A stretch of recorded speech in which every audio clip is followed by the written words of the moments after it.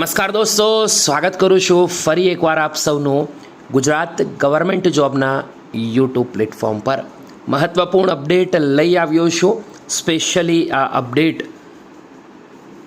પંચાયત ગ્રામ ગૃહ નિર્માણ અને ગ્રામ વિકાસ વિભાગ તરફથી આવેલ મહત્ત્વપૂર્ણ નોટિસ એ પણ ઓગસ્ટ મહિનાની અંદર જાણીને તમને સૌને ઘણો આનંદ થવાનો છે. પરંતુ એની પહેલાં આપણા પ્લેટફોર્મ પર જોઈન કરી લેજો, જેથી બિલકુલ ફ્રીમાં માહિતી તમારા સુધી પહોંચતી રહે.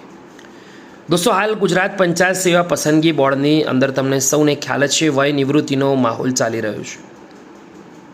બોર્ડના સભ્ય શ્રુતિ નિશાબેન આઈ સેવક 9 જુલાઈ 2024ના રોજ કચેરી સમયે બાદથી વય નિવૃત્ત થયેલા છે. તો હવે તેમની જગ્યા ભરવા ગુજરાતે ખૂબ જ સરકારે મહત્ત્વપૂર્ણ નિર્ણય લીધો છે. અને દોસ્તો, આગળ વધીએ તો પંચાયત સેવા પસંદગી બોર્ડની હુકમ 1997થી મળેલ સત્તાની રૂએ ગુજરાત પંચાયત સેવા પસંદગી મંડળના સભ્ય શ્રુતિબેન નીતાબેન આઈ સેવકની વયનિવૃત્તિથી ખાલી પડેલ જગ્યા હવાલો શ્રી રોનક એમ મહેતા સંયુક્ત સચિવ છે જીએડીના મહેકમ HRMS સામાન્ય વહીવટ વિભાગને સોંપવામાં આવ્યો છે. દોસ્તો, આ ડિસિઝનના કારણે હવે થશે એવું કે પંચાયત સેવા પસંદગી મંડળમાં જે સભ્યનો ચાર્જ મળેલો છે જીએડીના સંયુક્ત સચિવને, હવેથી આ ભરતી સંસ્થાનમાં ફટાફટ ભરતી પ્રક્રિયાઓ પાર ઉતરશે તેવું કહેવામાં આવી રહ્યું છે. દોસ્તો, બસ આપણે આશા રાખવાની છે.